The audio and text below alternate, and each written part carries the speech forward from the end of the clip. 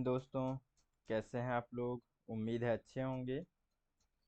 देखिए, आज हम लोग एक नया सब्जेक्ट शुरू कर रहे हैं। इसमें हम लोग रीजनिंग के जितने भी क्वेश्चंस हैं, सब्जेक्ट वाइज उसका तैयारी करेंगे, उसका प्रैक्टिस करेंगे। क्वेश्चन से हम लोग ये समझेंगे कि किस तरीके से प्रश्न बन रहा है और इसको किस तरीके से सॉल्व करना है। तो अगर आप अभी तक सोच रहे थे कि आपको रीजनिंग शुरू करें, किस तरीके से करें, तो आप अब सोचना बंद कीजिए और इस वीडियो के माध्यम से आप भी तैयारी शुरू कीजिए। ठीक है। सबसे ये क्या है, थोड़ा सा आपको ज़्यादा मोटिवेट करेगा कि सामने वीडियो है, तो अब हम लोग थोड़ा सा पढ़ लेते हैं। इस तरीके से धीरे धीरे आपका भी हैबिट होने लगेगा और प्रैक्टिस करने लगेंगे। सबसे ज़्यादा इम्पोर्टेंट है इसमें प्रैक्टिस।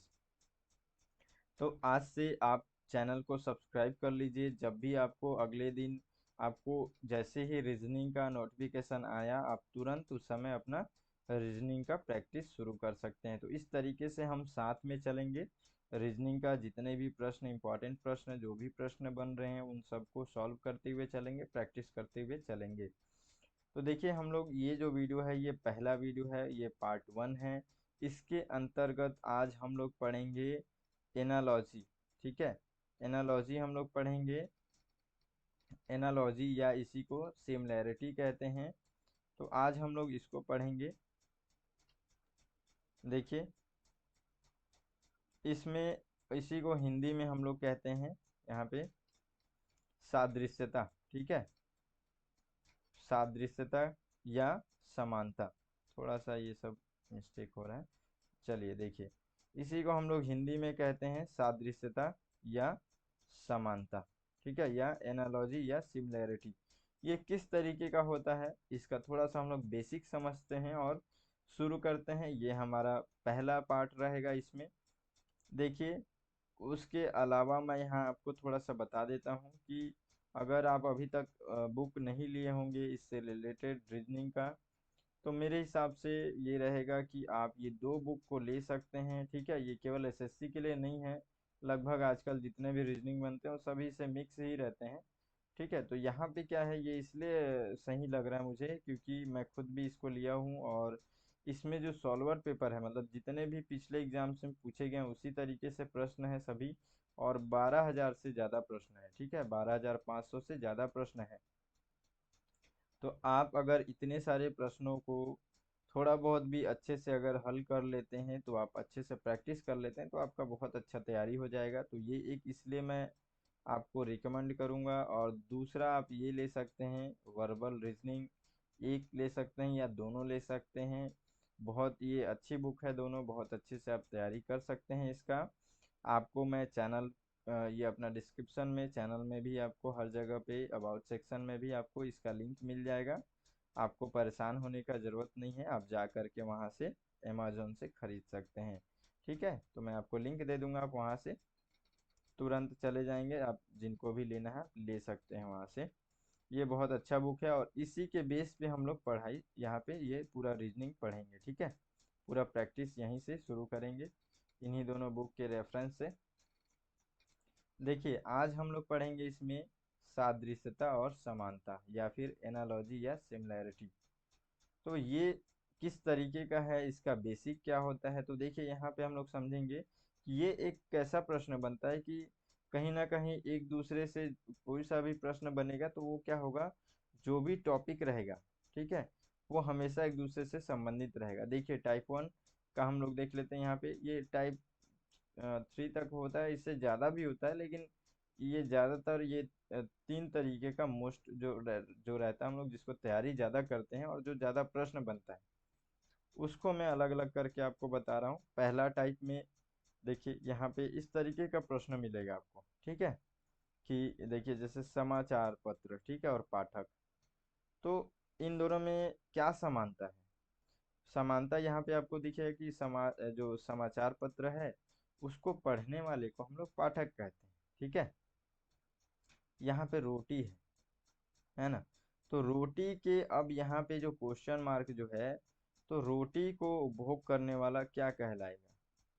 तो रोटी से यहाँ पे कौन संबंधित है, गेहूं, उपभोक्ता, खरीदार, बेकर। तो ये जो है इस तरीके से इसमें प्रश्न बनता है। ठीक है, तो हम लोग इसी तरीके का ये पहला हमारा चैप्टर है। इसी तरीके से हम लोग जितने इससे रिलेटेड प्रश्न है उसको सॉल्व करेंगे। अब देखिए यहाँ पे दूसरा टाइप जो है, दूसरे टाइप में देखिए यहाँ पे नंबर्स रहते हैं, ठीक है। ये जो दो नंबर है, ये दोनों नंबर एक दूसरे से किस तरीके से संबंधित है, और यहाँ पे ये जो नंबर है यहाँ पे एक क्वेश्चन मार्क है। तो अब इससे संबंधित इन चारों में से कौन सा हो सकता है। तो यहाँ पे नंबर से भी सिमिलैरिटी में प्रश्न आता है। तो इस तरीके से आप प्रश्न को देखेंगे। दूसरे टाइप का प्रश्न इस तरीके से बनता है। और एक प्रश्न आप देखेंगे कि यहाँ पे अल्फ़ाबेट के थ्रू प्रश्न बनता है, ठीक है।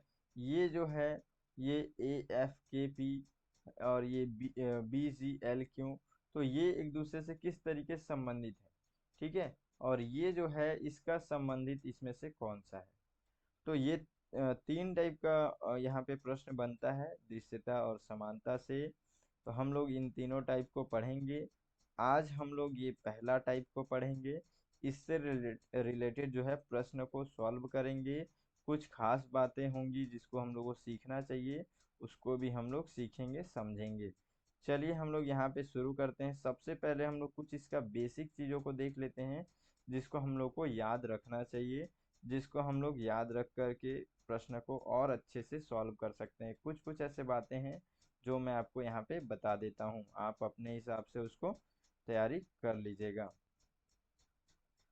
देखिए उपकरण और माप से प्रश्न आता है।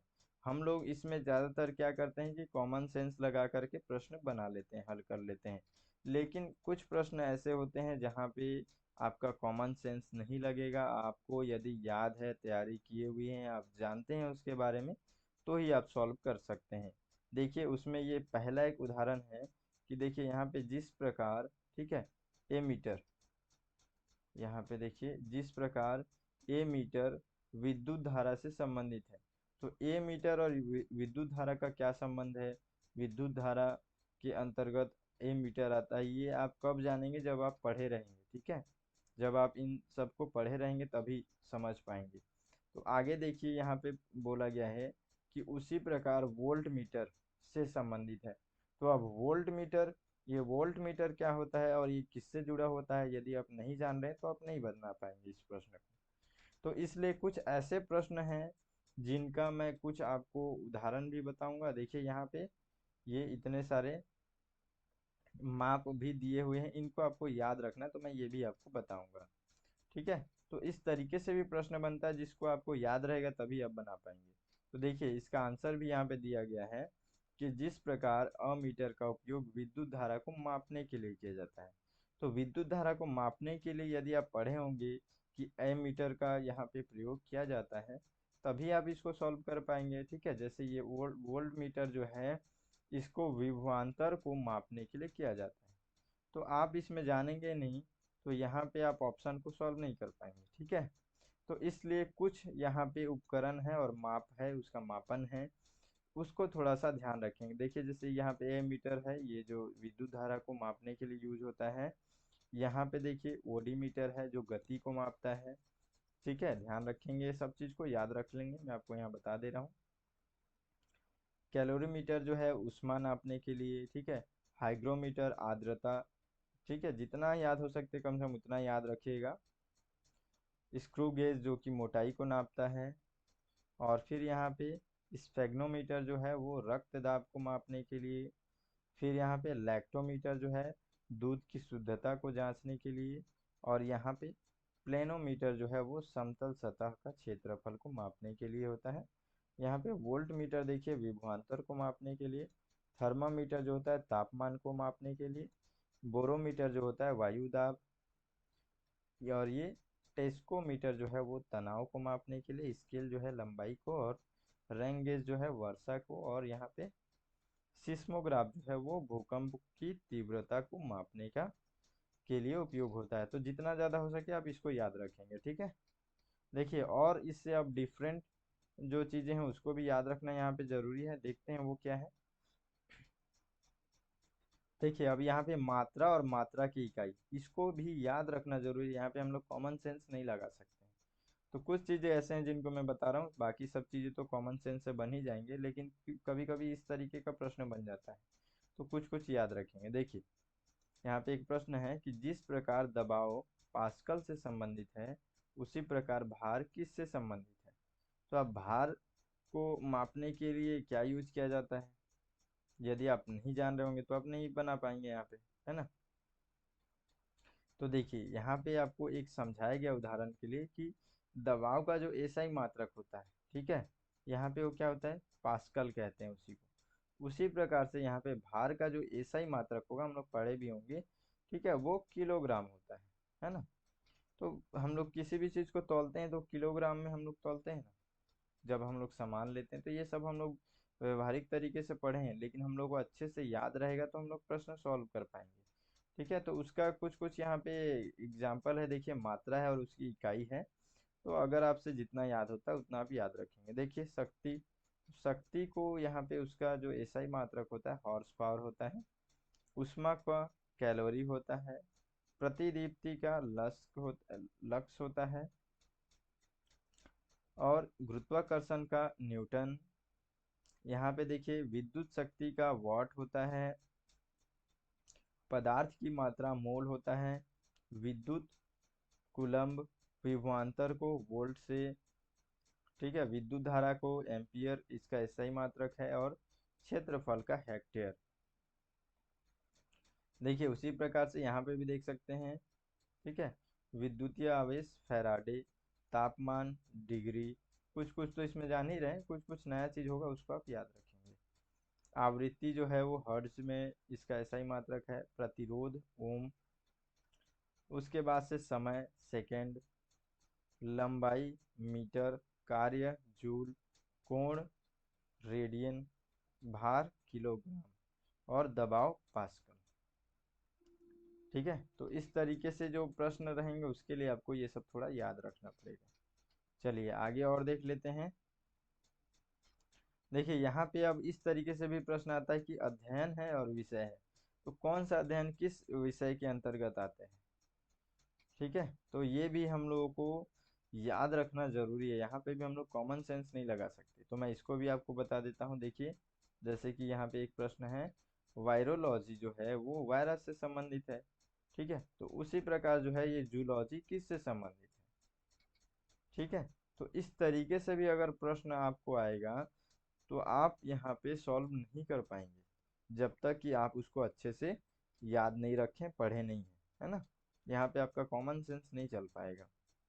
देखिए जैसे यहाँ पे इसका आंसर बताया हुआ है कि वायरोलॉजी जो है वायरस से संबंधित है, तो जूलॉजी किससे संबंधित रहा। हम लोग जूलॉजी में क्या पढ़ते हैं, जीव जंतु के बारे में पढ़ते पढ़ते हैं, है ना। तो हम लोग अगर ये याद रहेगा, पढ़े रहेंगे, तभी यहाँ पे बना सकते हैं। अब जैसे हम लोग सोशियोलॉजी पढ़ते हैं तो समाज से संबंधित है, ठीक है, हम लोग याद है। यहाँ पे ये जैसे पूछ देगा तो बहुत कम लोगों को ये पता होगा कि हिस्टोलॉजी जो है वो ये ऊतक से संबंधित है ना। तो ये अगर प्रश्न आ गया आपको तो आप नहीं बना पाएंगे, आपको अगर याद नहीं है तो इसलिए कुछ कुछ चीज़ों को याद रखेंगे। देखिए यहाँ पे टैक्सोनॉमी वर्गीकरण, इलेक्ट्रोलॉजी मछली, सॉरी इकोलॉजी मछली उसमें, ठीक है। और माइकोलॉजी जो है वो कवक, कवक के अंतर्गत हम लोग उसमें पढ़ते हैं। जूलॉजी जीव जंतु। आर्थियोलॉजी, ठीक है, आनिर्थोलॉजी, आनिथोलॉजी जो है पक्षी, पक्षी उससे संबंधित है। और यहाँ पे ये नीडोलॉजी जो है घोंसला। कुछ कुछ चीज़ें बहुत ज़्यादा डिफिकल्ट रहेंगी जो कि हम लोग भी नहीं जानते हैं, उसको छोड़ दीजिएगा, नहीं बनेगा तो। वायरोलॉजी विषाणु के बारे में इसमें पढ़ते हैं। देखिए यहाँ पे सिस्मोलॉजी भूकंप के बारे में। फिजियोलॉजी शरीर, बहुत सारी चीज़ें हम लोग इसमें जान रहे हैं। देखिए सेलेनोग्राफी चंद्रमा। हर्पेटोलॉजी उभयचर, ठीक है। ये एंथ्रोपोलॉजी मानव। और ये पैलियंटोलॉजी जीवाश्म और बॉटनी पौधे के बारे में। तो इस तरीके के चीज़ें भी हैं जिसको हम लोग को याद रखना पड़ेगा, और भी है इसमें, देख लेते हैं। देखिए जैसे कार्डियोलॉजी हृदय के बारे में। और ये नेफ्रोलॉजी गुर्दा के बारे में। फिर यहाँ पे फाइकोलॉजी शैवाल के बारे में। पैडोलॉजी मिट्टी के बारे में। फिर यहाँ पे एंटीमोलॉजी कीट के बारे में पढ़ते हैं। पैथोलॉजी रोग के बारे में, ठीक है। ये, और हीमेटोलॉजी जो है वो रक्त के बारे में, और फिर यहाँ पे एस्ट्रोलॉजी जो है वो भविष्य के बारे में। तो इस तरीके का चीज़ों को हम लोग इसमें से देखिए, बहुत सारी चीज़ें आप जानते होंगे, जिनको नहीं जानते होंगे उनका अलग से एक लिस्ट बना लेना, आप उसको 2 3 बार 4 बार पढ़ लोगे तो आपको याद हो जाएगा। ठीक है। देखिए अब यहाँ पे ये भी एक तरीके का है, यहाँ से भी प्रश्न बनता है कि हम लोग देखिए वर्गीकरण भी करते हैं जंतुओं का, जीव जंतुओं का। यदि आप बायोलॉजी पढ़े होंगे तो, नहीं पढ़े होंगे तो आपको और ज़्यादा यहाँ पे अच्छे से याद रखना पड़ेगा, है ना। देखिए यहाँ पे हम लोग देख रहे हैं, जिस प्रकार मानव स्तनपायी से संबंधित है, उसी प्रकार तितली किससे संबंधित है ना। तो अब यहाँ पे आपको पढ़ना पड़ेगा, इसमें आप कॉमन सेंस नहीं लगा सकते। तो हम लोग मानव को स्तनपायी के वर्गीकरण में रखते हैं, तो इसको फिर कहाँ रखेंगे, है ना। तो अब इसके लिए हम लोग के पास यहाँ पे कुछ ऑप्शन है जिसको हम लोग याद रखेंगे। देखिए, जो यहाँ पे भैंस है ये भी स्तनपायी में आता है, स्टारफिश जो है मछली, ठीक है। ये कर्टेन जो है वो ड्रापरे ड्रापेरी के अंतर्गत, वेल जो है ये भी स्तनपायी में आता है, ठीक है। कलम स्टेशनरी, तितली कीट, मेंढक उभयचर, और मानव स्तनपायी के अंतर्गत आता है, मगरमच्छ उभयचर होता है, ठीक है। इसका बेसिक भी पता होगा तो भी आप समझ सकते हैं। शर्ट कपड़े में आता है, चूहा रोडेंट में, ठीक है। और कप क्रॉकरी, सांप सरीसृप, कुर्सी फर्नीचर में, ऑस्ट्रिच चिड़िया, ठीक है। हम लोग पूरा बायो नहीं पढ़ रहे हैं कि इसमें हर चीज आपको बायो मिलेगा, देख रहे हैं बीच बीच में कप है, ये शर्ट आ गया है। तो ये हम लोग रीजनिंग ही पढ़ रहे हैं, रीजनिंग के तरीके से ही पढ़ना है हम लोग को। तो इस तरीके के चीजों को याद रखें। चलिए देखते हैं अब आगे। देखिए अब यहाँ पे हम लोग प्रश्न को सॉल्व करने का प्रयास करेंगे, ठीक है। हम लोग समझ गए बेसिक चीजें, किस तरीके से सिमिलैरिटी रहेगा, किस तरीके से हम लोग को सोचना समझना है। तो अब हम लोग प्रश्न को सॉल्व करने को यहाँ पे कोशिश करते हैं, आप भी मेरे साथ कोशिश कीजिए, तो अच्छा लगे, हम लोग मिल करके सॉल्व करेंगे इसको। चलिए देखते हैं, पहला प्रश्न यहाँ पे समाचार पत्र है और पाठक है। तो छोटी छोटी चीजों को ध्यान रखना है, ठीक है। समाचार पत्र को पढ़ने वाले को पाठक कहते हैं। तो वैसे यहाँ पे रोटी को खाने वाले को क्या कहेंगे, ठीक है। तो क्या कहेंगे यहाँ पे, एक तरीके से उपभोक्ता भी कहेंगे, ठीक है। यहाँ पे गेहूं खरीदार ये सब दिया हुआ है, लेकिन यहाँ उपभोक्ता, क्योंकि पाठक, पढ़ने वाला भी नहीं बोला गया है, पाठक बोला गया, तो इसी प्रकार से रोटी खाने वाला उपभोक्ता, ठीक है। क्योंकि एक तरीके से इकोनॉमी से भी जुड़ा हुआ है समाचार पत्र। जो पहला यहाँ पे प्रश्न दिया हुआ है उसी के हिंट से हम लोग को अगला प्रश्न को सॉल्व करना है, ठीक है। देखिए यहाँ पे ऊर्जा, जूल के समरूप युग्म चुनिए, ठीक है। तो ऊर्जा जो है वो जूल से संबंधित है, ठीक है। तो इसी के संबंधित अब यहाँ पे ये इस तरीके से क्वेश्चन मार्क नहीं दिया हुआ है, ठीक है। लेकिन इन चारों में से कोई ऐसा जो इसके समान सिमिलैरिटी है, तो उसको हम लोग को खोजना है। देखिए यहाँ पे कुल्हाड़ी, पीसना, दोनों में कोई अंतर नहीं दिख रहा है, ठीक है। अमीटर, और यहाँ पे एक चीज और ध्यान देंगे कि देखिए यहाँ पे कभी भी किसी भी प्रश्न में केवल एक ही ऐसा चीज होता है जो आंसर होता है, बाकी कोई भी जो तीनों जो ऑप्शन है वो गलत रहेंगे, या तो आपके ऑप्शन आंसर नहीं रहेंगे। तो इस तरीके से भी ध्यान रखना, अगर आपको तीनों नहीं पता लेकिन एक पता है तो आप भी उतने से भी बना सकते हैं। तो ये तो बिल्कुल भी नहीं होगा। देखिए अमीटर और धारा का संबंध नहीं है। देखिए यहाँ पे शक्ति और एम्पियर में भी संबंध नहीं है, लेकिन प्रतिरोध और ओम में हमारे को संबंध पता है, तो हम लोग इससे भी आंसर निकाल लेंगे, ठीक है। तो इस तरीके से ये जो प्रश्न है ये हम लोग से बन जाएगा।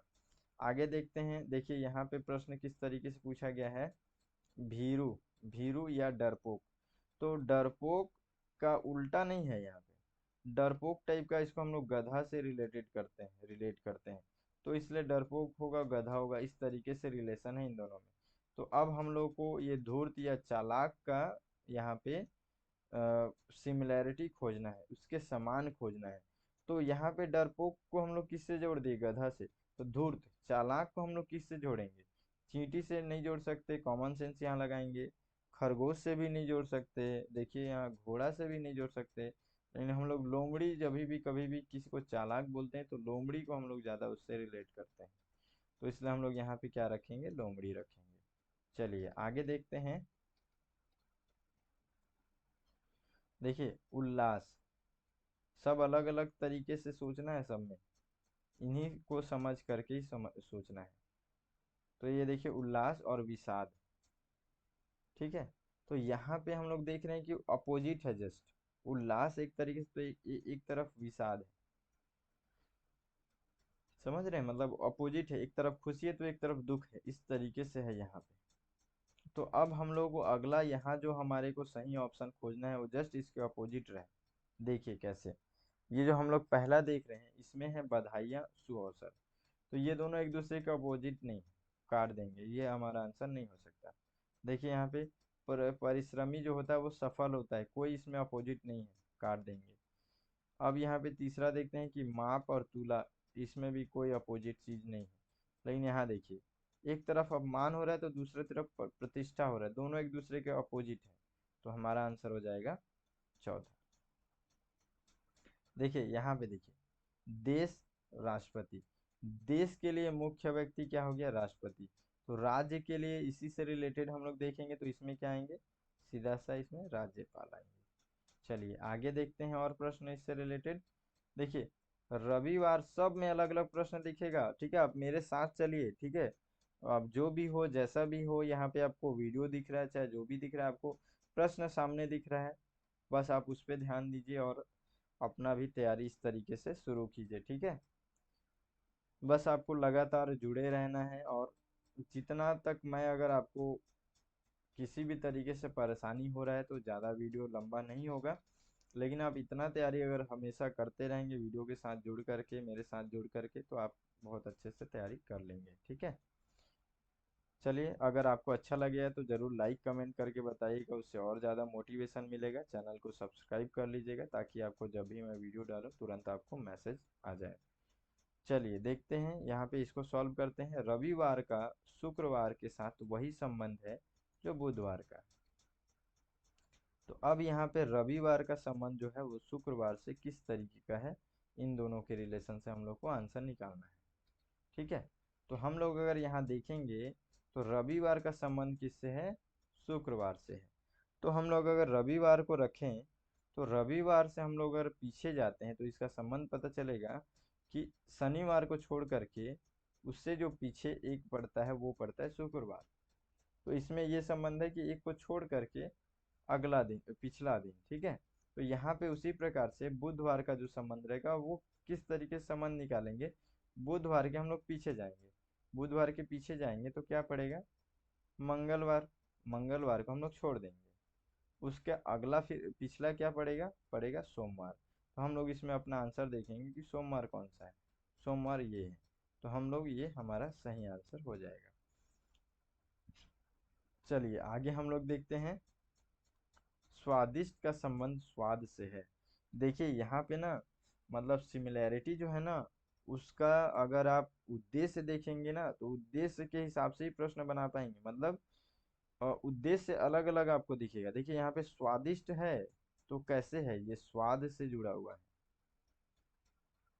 तो जो सुरीला है तो वो किससे जुड़ा रहेगा, स्वादिष्ट है स्वाद से जुड़ा है, तो उसी प्रकार सुरीला किससे जुड़ेगा, देखना है आपको यहाँ पे, तो आवाज, ठीक है। अब देखिए आगे, जिस प्रकार बिजली का संबंध तार से है, देखिए यहाँ भी अलग तरीके से सोचना पड़ेगा, बिजली का संबंध यहाँ पे तार से है, ठीक है। तो पानी का संबंध फिर किससे है, देखिए यहाँ पे बोतल में भी पानी रखा सकता है, जग में भी, नदी में भी, और पाइप में भी, और इनमें से कोई नहीं। यहाँ पे आपको कैसे सोचना है, बिजली और तार का संबंध अच्छे से फोकस करके समझना है। यहाँ पे एग्जामिनर इस तरीके से सोच रहा है कि जो तार होता है, तार में क्या होता है, बिजली का प्रवाह होता है, ठीक है। तो उस तरीके से संबंध हम लोग को पानी में देखना है। तो अगर हम लोग पानी को इस पाइप से रिलेट करें तो हम लोग को समझ में आएगा कि पाइप के अंदर भी क्या होता है, पानी बहता है। ठीक है, उसकी मतलब एक सीक्वेंस में अपने साथ उसको एक दिशा देता है। उसी प्रकार से यहाँ पे जो बिजली है वो यहाँ पे ये तार के साथ रिलेट कर रहा है, तो हम हमारा यहाँ पे सही आंसर क्या हो जाएगा, पाइप हो जाएगा। चलिए आगे देखते हैं और प्रश्न देखते हैं यहाँ पे। जिस प्रकार आय का संबंध लाभ से है, उसी प्रकार व्यय का संबंध किससे होगा। देखिए यहाँ पे अब हम लोग कैसे सोचना है।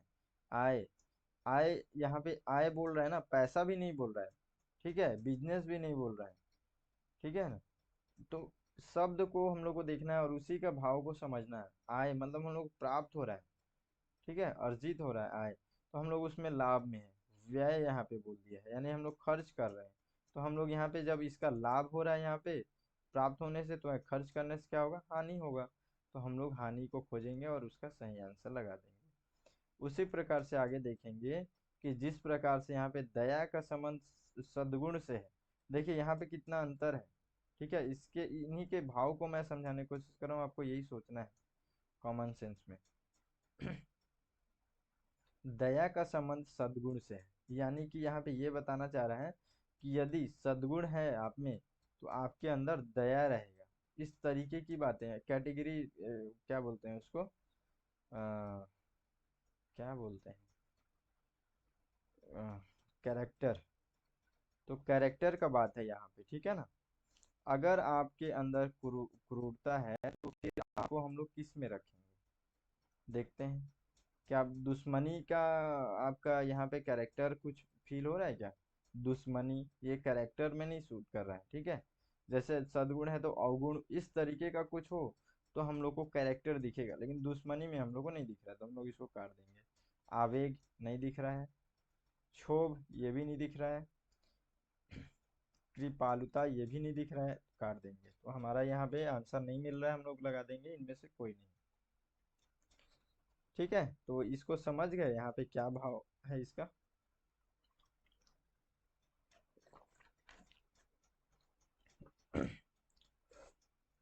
प्रश्न का भाव समझना है, तभी हम लोग आंसर निकाल पाएंगे। चलिए आगे देख लेते हैं। देखिए थोड़ा बहुत और प्रश्न सॉल्व करेंगे, फिर हमारा माइंडसेट क्या है, इसमें काम करने लगे। इसलिए हम लोग ज्यादा से ज्यादा, देखिए हम लोग अभी तक जितना ही प्रश्न देखे हैं, सब में भावनाएं अलग अलग फील हो रहे हैं, इसलिए प्रैक्टिस करना जरूरी है। देखिए आंख जिस प्रकार से प्रकाश से संबंधित है, उसी प्रकार कान यहाँ पे किससे संबंधित है। देखिए यहाँ पे ध्यान दीजिएगा, एग्जाम के समय में हम लोग हड़बड़ी में रहते हैं। हम लोगों को देखिए यहाँ पे सोचिए आप,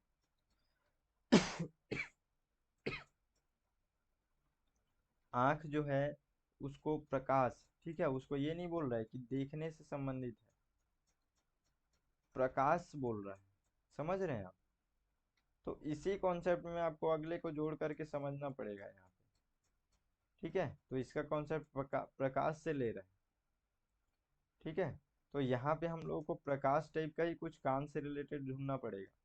तो देखिए कान का सुनना नहीं होगा क्योंकि आंख का देखना होना चाहिए था। ढोल कोई मतलब का नहीं है। श्रवण, देखिए श्रवण एक तरीके से हम लोग सोच सकते हैं कि श्रवण हो, लेकिन देखिए इसका मीनिंग देखिए ये कहीं ना कहीं आपको कहाँ की ओर लेकर के जा रहा है, ये फिजिक्स का वर्ड में लेकर के जा रहा है आपको, ठीक है।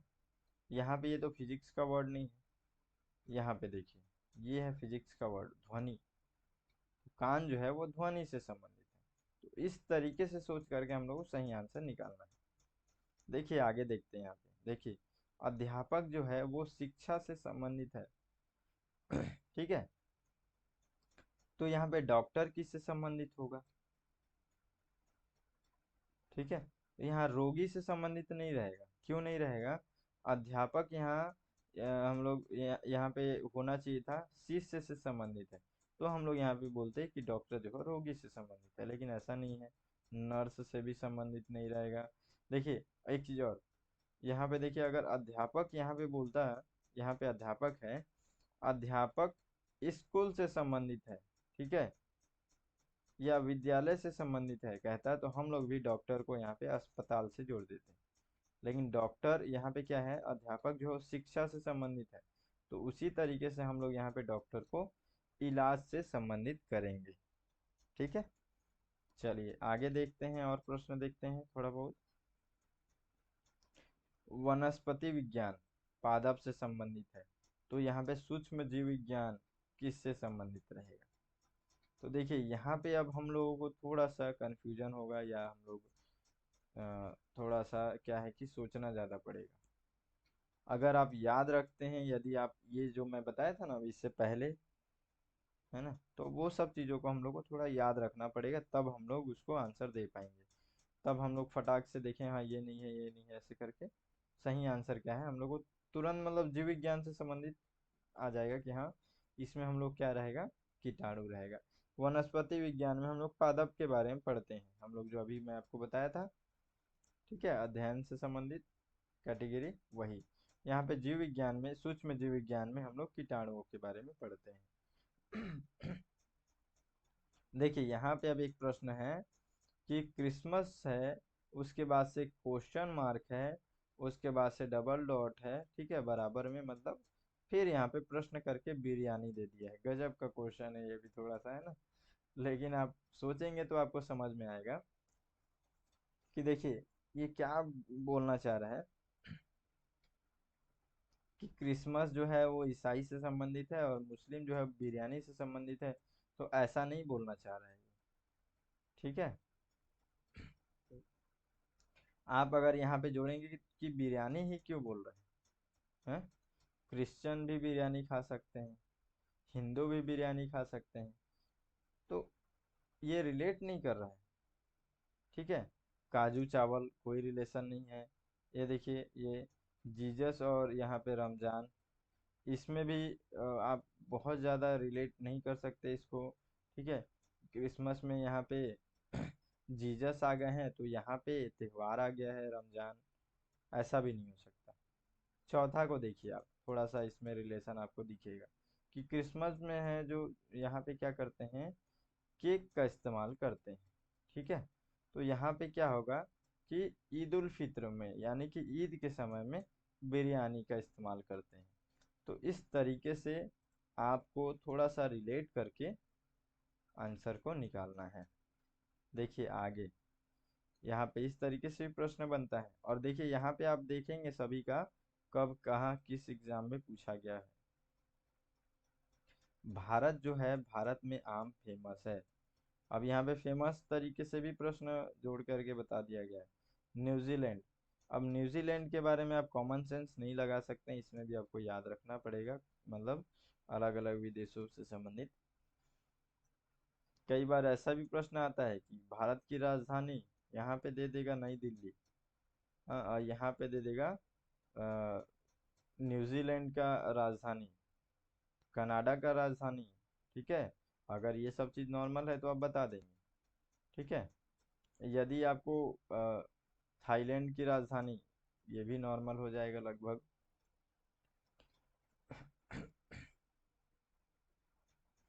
आपको अगर फिनलैंड की राजधानी बोलेगा तो आप थोड़ा सा सोचने लगेंगे। तो इस तरीके से जो प्रश्न रहेंगे उसमें आपको याद करना पड़ेगा। देखिए ये पहला ऑप्शन जो है, यहाँ पे हम लोग देखते हैं कि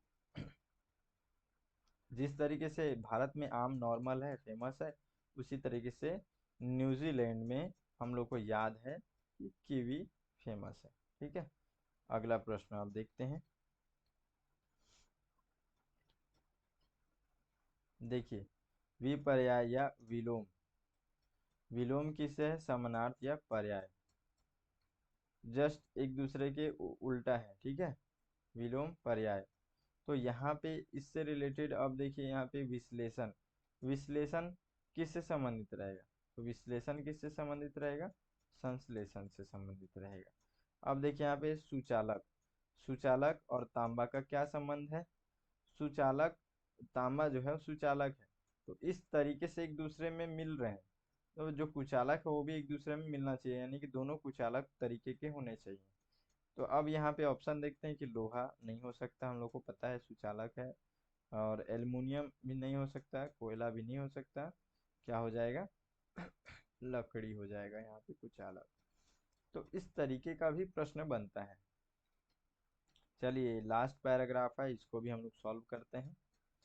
कपड़ा जिस प्रकार परिधान से संबंधित है, ठीक उसी प्रकार लकड़ी किससे संबंधित है? देखिए, कपड़ा बोल रहा है और परिधान बोल रहा है ना। तो हम लोगों को इसी के कैटेगरी के साथ मिलता जुलता हम लोग को यहाँ पे खोजना है प्रश्न, ये आंसर। तो देखिए, अगर हम लोग लकड़ी को फर्नीचर से जोड़ देंगे तो हम लोगों को यहाँ से सही आंसर मिल जाएगा। लकड़ी पेड़ से रिलेटेड और परिधान में कोई अंतर समझ नहीं आ रहा है कुछ। ठीक है, जंगल से भी नहीं, ये बढ़ई से भी नहीं समझ में आ रहा है, लेकिन फर्नीचर का समझ में आ रहा है। क्योंकि कपड़ा जो है, कपड़ा को हम लोग एक साथ बोलते हैं फर्नीचर, परिधान। तो उसी तरीके से लकड़ी का भी एक जिस तरीके से जो भी सामान बनता है हम लोग एक साथ उसको फर्नीचर कह देते हैं। ठीक है। देखिए, जो संबंध गुलदस्ते का फूल से है वही संबंध यहाँ पे वाक्य का किससे है। देख रहे हैं एक तरफ कितना अलग कर दिया है कि गुलदस्ता मतलब एक तरीके का गुलदस्ता, उसमें फूल है, यानी कि एक बड़ा सा ऐसा मग तरीके का कोई चीज है, उसमें बहुत सारे फूल है। तो ये फूल और गुलदस्ते का यहाँ संबंध बताया, वैसे ही वाक्य का किससे संबंधित होगा?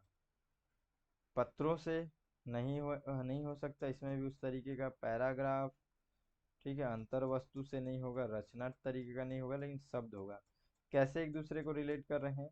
गुलदस्ता कैसे बन रहा है, यहाँ पे हम लोग इस तरीके से सोचेंगे, एक एक फूल जोड़ करके बहुत सारे गुच्छा करके बन रहा है। उसी तरीके से वाक्य कैसे बन रहा है? शब्दों से मिल करके। ठीक है, तो इन दोनों में इस तरीके का रिलेशन सोचेंगे हम लोग। देखिए, अगला प्रश्न देखिए यहाँ पे, किताब का पढ़ने के साथ वैसा ही संबंध है जैसा कि चित्र का। देखिए, यहाँ पे पढ़ना है, ठीक है ना। तो किताब को हम लोग पढ़ने के लिए उपयोग कर रहे हैं। ठीक है, यहाँ पे किताब को बेचने के लिए भी बोल सकता था। यहाँ पे किताब का पढ़ने से संबंध है, तो फिर चित्र का किससे संबंध होगा? किताब को लिखने का संबंध भी नहीं बोला गया है, ठीक है ना, पढ़ना है। तो चित्र को क्या करना है? बनाना है, ऐसा तो नहीं होगा, तो हम लोग पहले ही काट देंगे। मापने उपने का काम तो किताब में नहीं है, तो हम लोग इसको भी काट देंगे। क्या किताब को फ्रेम से और चित्र को फ्रेम से ऐसा कोई जोड़ सकते हैं क्या? नहीं कर सकते, क्योंकि एक तरफ किताब है, दूसरी तरफ पढ़ने की बात हो रही है। तो फ्रेम टाइप का कुछ नहीं कर सकते। और फिर यहाँ निगरानी करना, तो चित्र का निगरानी से भी कोई संबंध नहीं है ना, नहीं दिख रहा है। तो हम लोग इसका सही आंसर ले लेंगे, इनमें से कोई नहीं। चलिए आगे और देखते हैं। बस यही, अब लास्ट इतना ही प्रश्न देखेंगे। जिस प्रकार पढ़ना का संबंध विद्या से है, अब देखिए यहाँ पे पढ़ने का संबंध यहाँ पे विद्या से जोड़ दिया गया है। ठीक है, ये एसबीआई पीओ में प्रश्न पूछा गया है। आप ये बगल बगल में देख सकते हैं। अभी हम लोग क्या है, प्रैक्टिस कर रहे हैं, इसलिए मैं आपको इधर उधर का ध्यान नहीं दे रहा हूँ। बस हम लोग प्रैक्टिस कर रहे हैं अभी। अच्छा लग रहा है ना? अगर अच्छा लग रहा है तो आप भी कमेंट कीजिए और कुछ मत सोचिए। ठीक है, बस आप भी मेरे साथ लगे रहिए इसी में। ठीक है, प्रैक्टिस करते रहिए आप भी। पढ़ने का जो संबंध है विद्या से संबंधित है। ठीक है, यानी पढ़ रहे हैं तो हम लोग को क्या ज्ञान मिल रहा है। उसी प्रकार यदि हमारा उपचार होगा तो हम लोग का क्या होगा? उपचार होगा, किसके साथ उपचार होगा और किस तरीके से संबंधित है इससे। ठीक है, तो डॉक्टर नहीं होगा। ठीक है, जैसे कि हम लोग नहीं टीचर वाला देखे थे, तो उसी तरीके से ये भी है, डॉक्टर रिलेटेड नहीं होगा। क्या हो सकता है? जख्म हो सकता है क्या? विद्या, ये जो विद्या है यहाँ पे पढ़ना, पढ़ने से क्या हो रहा है? विद्या है, तो यहाँ पे उपचार से जख्म का ज्यादा संबंध नहीं लग रहा है।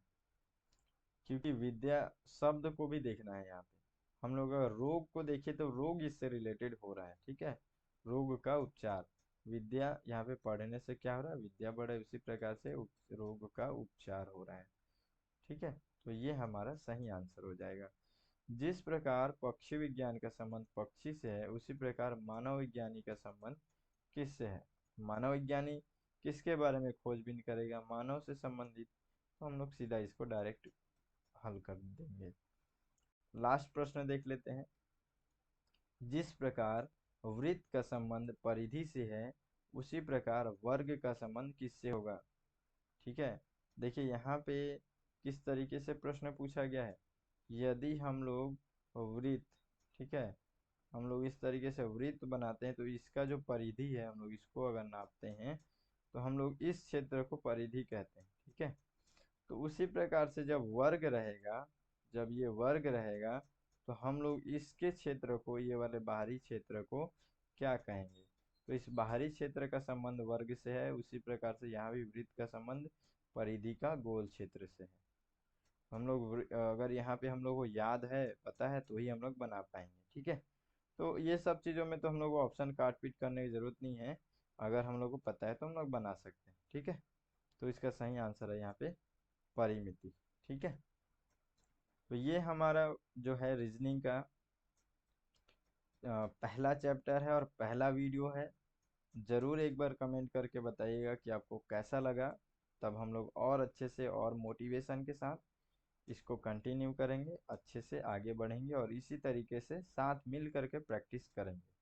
ठीक है, तो ज़रूर बताइएगा और चैनल को भी सब्सक्राइब कीजिएगा ताकि थोड़ा सा मोटिवेशन मिले और साथ ही साथ आपको नोटिफिकेशन मिले। आप भी जब भी वीडियो आपके पास पहुंचे तो आप अपना तैयारी शुरू कर दें। ठीक है, तो फिर मिलेंगे अगले पार्ट में, इसी तरीके से प्रश्न सॉल्व करेंगे।